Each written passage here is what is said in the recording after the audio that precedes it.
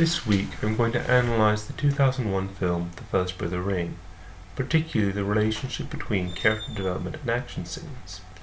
We'll be walking through a number of beats of the story, so there will be spoilers. If you don't want to know what happens, now would be a good time to stop watching. There is only one scene of action that takes place before we are invested in the characters, and that is in the history prologue before the main story begins. Which means that the greatest trilogy of the 2000s begins with an exposition dump. And yet it works. Maybe that'll be a future video subject. I digress. Right at the beginning of the main film, we are introduced to two members of the eventual fellowship, Frodo and Gandalf. Frodo is the childlike inhabitant of a green and good country. Gandalf comes across like the crusty grandfather that everyone knows is actually quite nice. A little later on, we are introduced to Sam. He is shy and has to be literally pushed into dancing with a girl he likes. We also see hints of the friendship between Frodo and Sam. A little later, we are introduced to Merry and Pippin, who are full of mischief. Their characters are further reinforced a little later in the film when we find them stealing someone's crops. The four hobbits end up at the Prancing Pony, where they meet a mysterious figure known as Strider. He helps them escape when a deadly mistake brings the Black Riders to the inn.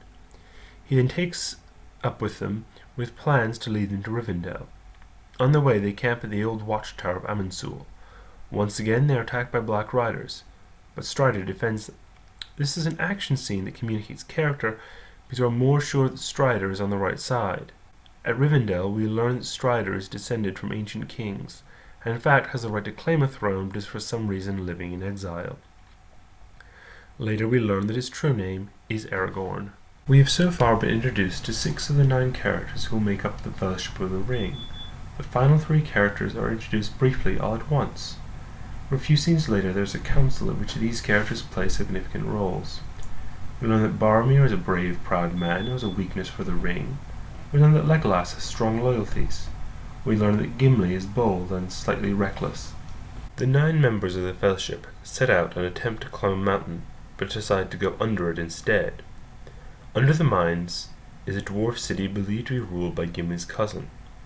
They find the city abandoned except for hordes of enemies. This leads to a battle. In this case, not only do we care about the fate of the characters we like, but we also understand the personal stakes for Gimli.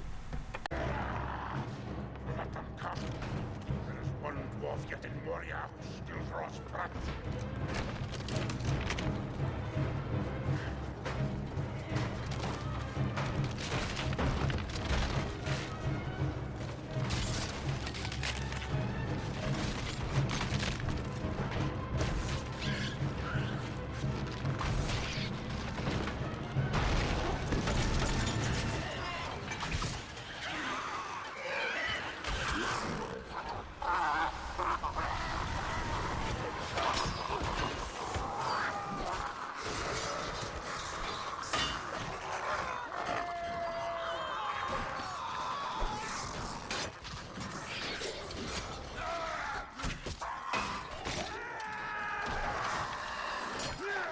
The film ends with another battle, which leads to the Fellowship breaking up and smaller groups traveling to different places.